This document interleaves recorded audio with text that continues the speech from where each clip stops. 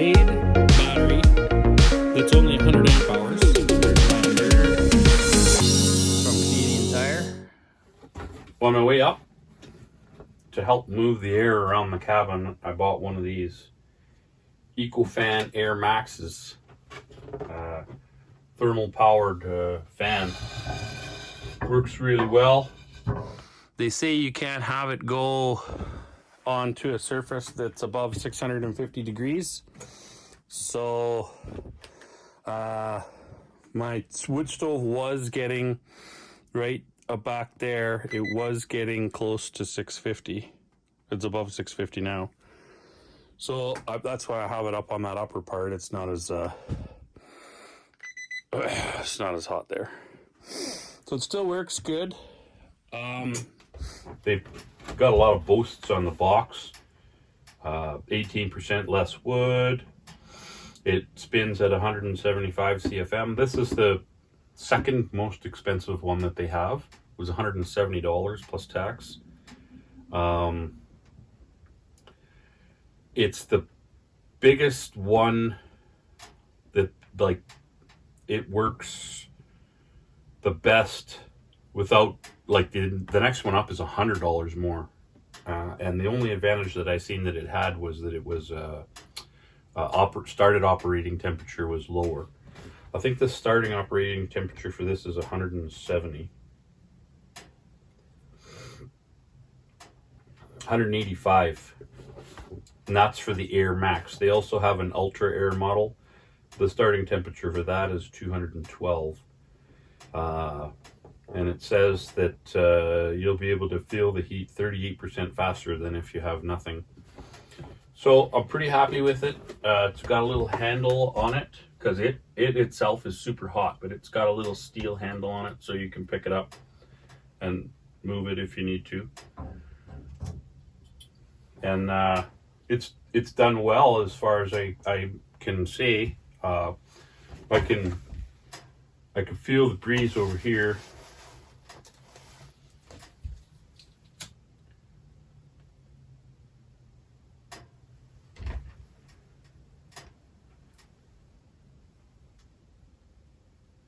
It's kind of shaking the flame a bit there.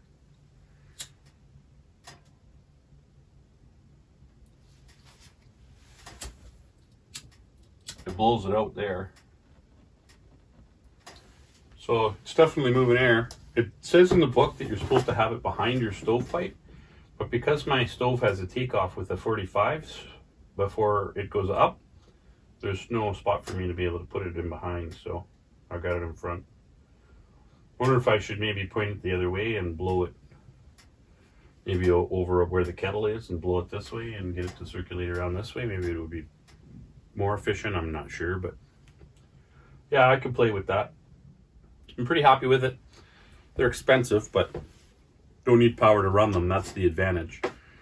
One person had said, well, you should get a ceiling fan and put a ceiling fan in to blow the hot air down. Well, yeah, but then I need to run power all the time to be able to run the ceiling fan. So if I can stay off grid as most as possible, I'm going to do that. So between the solar, the batteries, and all that stuff, I should be good.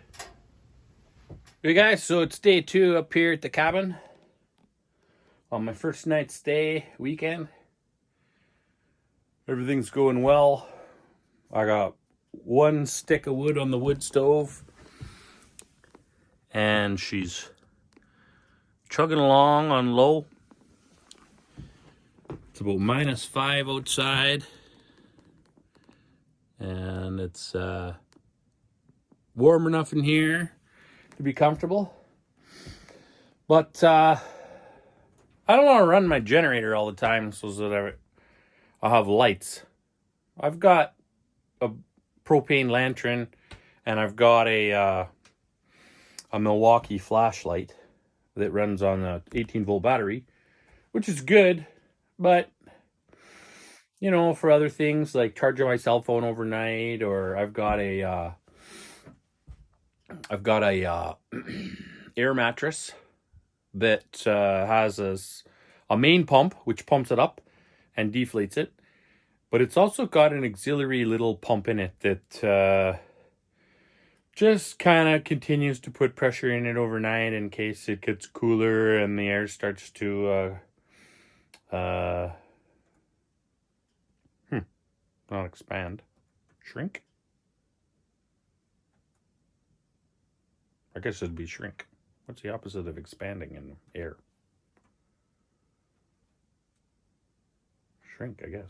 Anyway, I got that little pump in there. It just keeps it going. So it'd be nice to have like an inverter in here to be able to run that little bit of power, charging my phone and running that little pump, and maybe eventually the odd light or two. So I think that's something that I'm going to work on now. So I've done some investments. I got this Dakota lithium 12 volt 100 amp hour battery. So that's going to be super good, I think, for that. And my 12 volt inverter, small inverter for now, and my fridge, because eventually I'm putting in an RV fridge in here as my food cooling for the summertime. Right now I just got all the food outside in a cooler. So that's going to be good. I got to get that hooked up. I got to see if I could find a couple of terminal ends. I need 4. I got some cable that I could use, temporary like, but I got to find a way to attach it to the battery in the inverter. And I'm not sure if I have any of that stuff here, but I'm going to take a look. I've also ordered from China 8 3.2 volt lithium cells. So listen to the retardedness of this. This Dakota lithium battery cost me $1,200.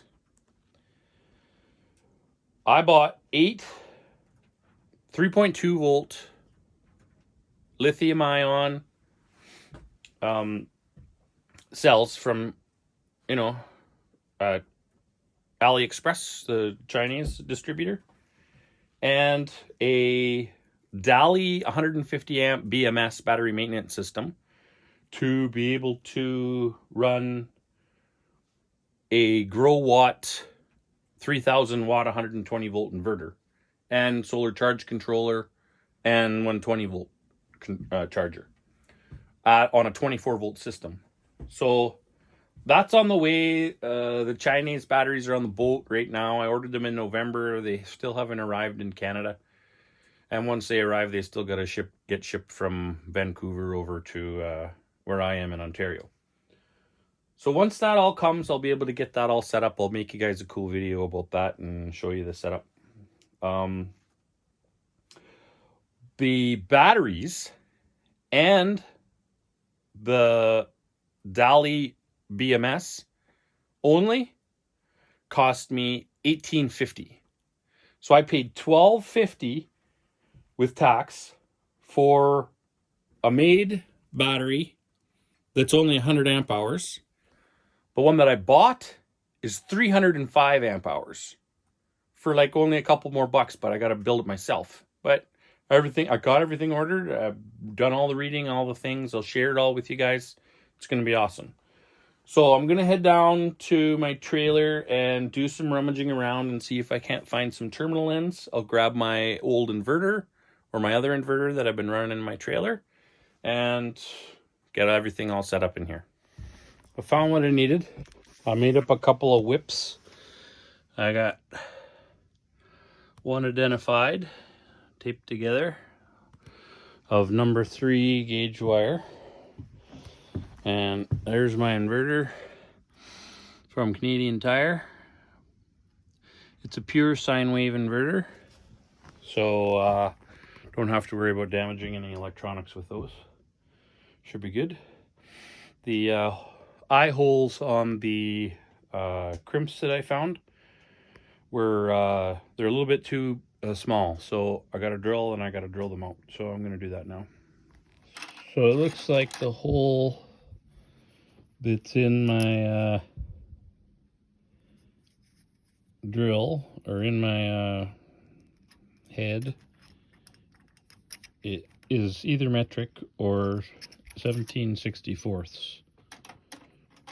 So I'm gonna drill it out to 9/32. I need 2 hands for that though. So 9/32 was too small. I had to go all the way up to 5/16 and then ream it just a little bit. It must be a metric size bolt.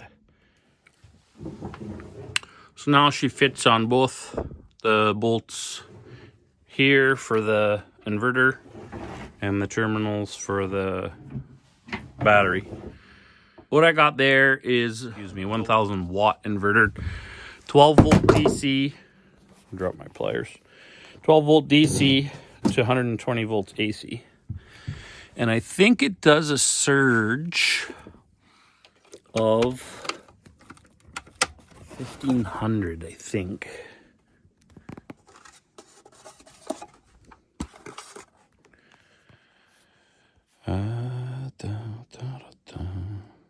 Doesn't say on the thing, it must be in the book.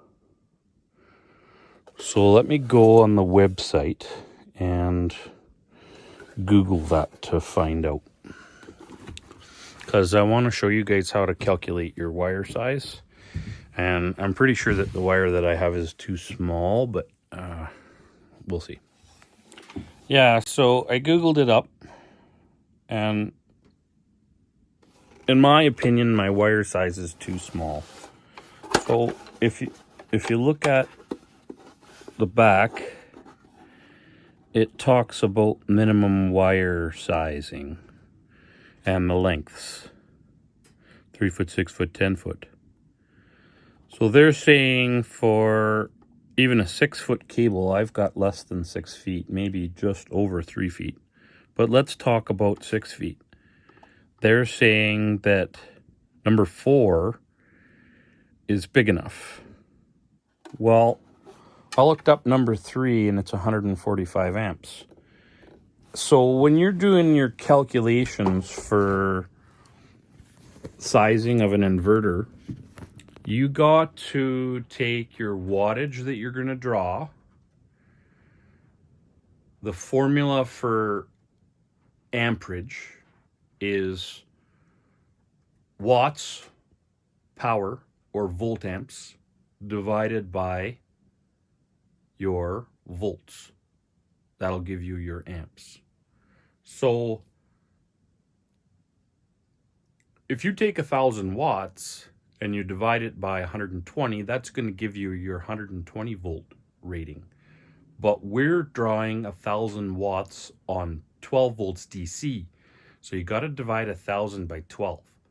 Well, 1000 divided by 12 is like, I don't know, I forget right off the top of my head. I think it's like 130 something.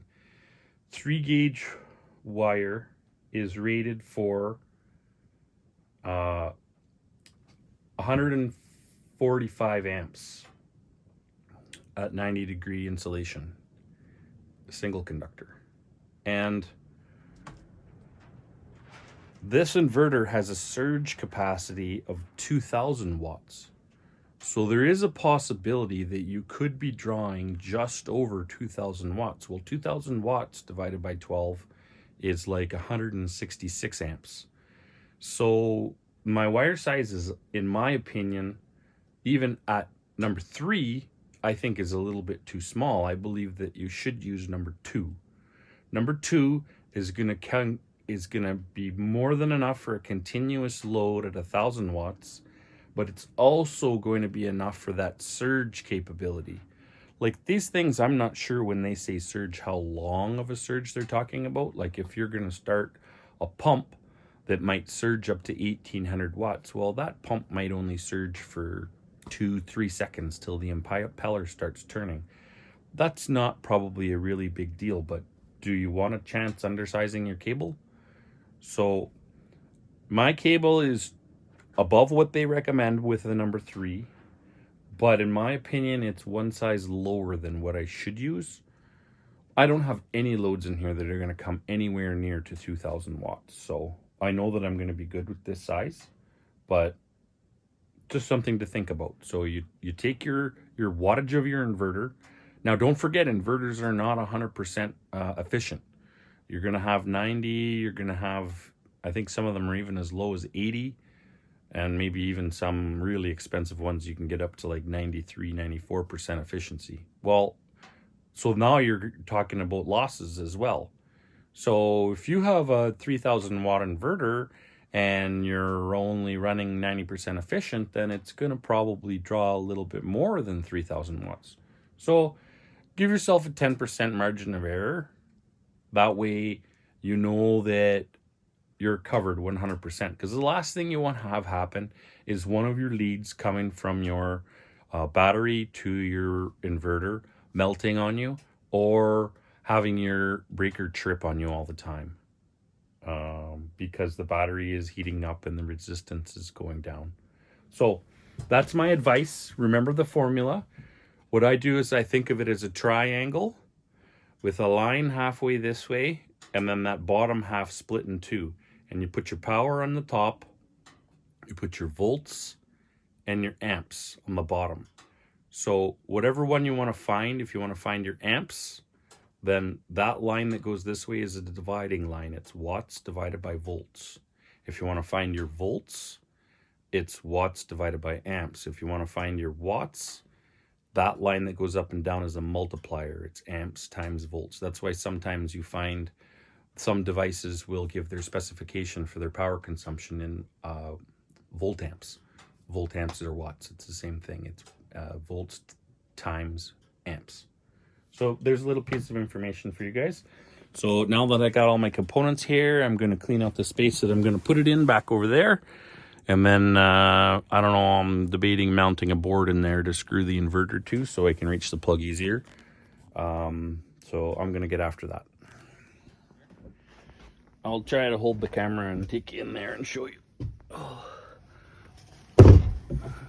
So this underneath here is, under my stairs, is where I'm going to put this stuff. I'm going to install my panel in here and then bring all my wires down here once I wire the camp. But it's a small space and it's underneath the stairs, and I don't have my floor insulated yet. So what I'm going to do is I'm going to put the battery on this 2x10 just to keep it up off that colder floor. I think that'll be a better setup. And I think I'll turn it the other way so that the battery posts are towards the wall. I can have the wires come off, go to the wall, and come around. Come around up here. And then I'll try to put the inverter right here so I can reach it, plugging it in easier. I think those cables will be long enough to do that. If that doesn't work, I'll just move the battery from here to here. Okay, so I did have to move the battery. Put a couple staples on the wire down there and up there. So that should be good. Nailed the inverter into the wall, into that stud on the bottom. Now the plugs are nice and accessible. So now, currently what I got on that plug, as I showed in my other video, is there's that blue wire goes into the bottom of the plug as a feed. It comes up and it just has a cord end on it. So my inverter's running, so it's plugged into the inverter. Or my generator's running, sorry, and it's plugged into the generator. And so my lights are on. So what I'll need to do is reverse that and take an extension cord from the out of the inverter, run it across the floor and plug it into that blue plug. And then when I want to charge the battery, since I don't have any solar panels up here yet, I have a 12 volt lithium charger that came with the battery. So I can unplug the cord from the inverter, bring that feed end over to the generator, and then run it back over and plug the charger in and charge the battery while the generator is running. So I'll just have to keep an eye. There's an LED output. Let's see if I can turn it on. So there's an LED output on the inverter that cycles. Right now it's got 0 watts, 13.5 volts. So that's good. So I'll have to watch the voltage on the inverter of the battery to know where the voltage range or the depth of charge of the battery is.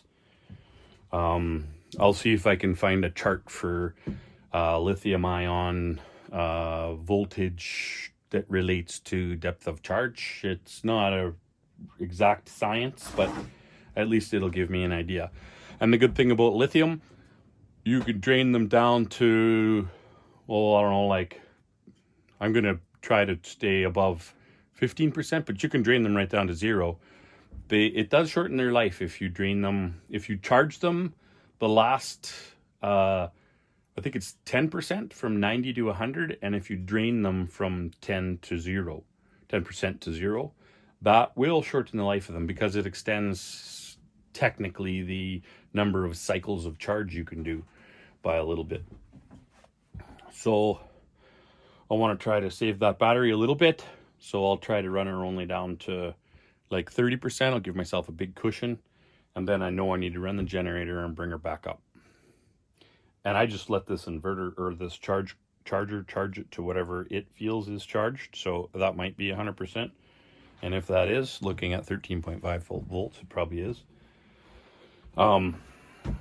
If it is, then, well, that's that. I mean, I won't be able to affect the top end with it. Okay. So I need to go and get my extension cord that I was using to charge the battery on my snowmobile.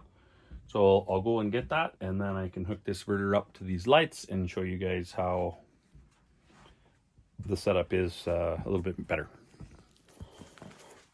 So like I showed you guys, my generator is running, and this plug here is the feed into my cabin. So if I take that out of there, the lights go out. And set it to the side. And then I plug in this cord to that. This extension cord here. And then bring it over to my inverter.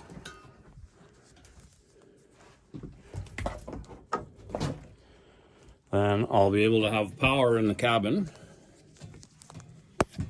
The 2 plugs that I installed and the 2 lights. I'll turn the inverter off before I begin. Plug it in. And then, so as you see, the lights are off, but the light switch is on. So when I turn the inverter on,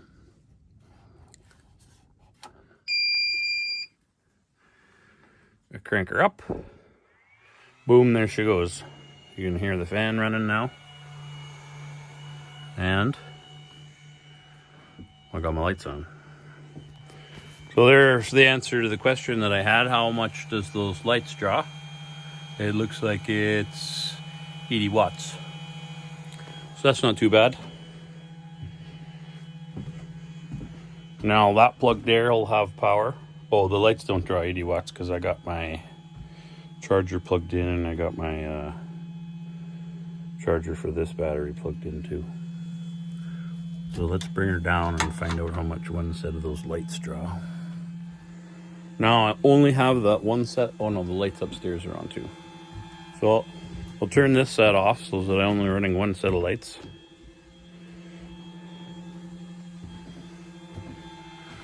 So those lights draw 40 watts. So 40 watts for one set of lights. They were, I was drawing 10 watts of power with that other stuff over there plugged in with the power bar. So now we should be like 80 watts. Yeah. And then if I turn the power bar back on, with the Christmas lights, the charger for my small battery, and the charger for my Milwaukee stuff.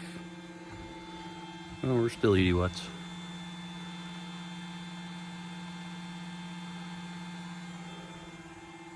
So 80 watts. There, now you can use your new formula to calculate out what 80 watts at 12 volts is drawing amp-wise on those 2 number 3 conductor battery feeds that I'm running there. Now, couple things about inverters. You should have a fuse between your battery and your inverter. I didn't put one in. That's Not very good practice on my part. I do have a 100 amp fusible breaker, but I haven't been able to figure out a way to attach it to the wire yet. I think I bought too small of a gauge size. So that'll have to get swapped out. But for now, I'm just running her straight. And then you'll notice, while I'm not talking, the sound of that fan is fairly intense. So you're going to want to put your inverter somewhere where it's kind of not going to send its sound decibels out to your whole living space. So it's okay down here. I don't mind down here. I'm going to have my TV upstairs. I'll go upstairs and we'll see if we can, what we hear here.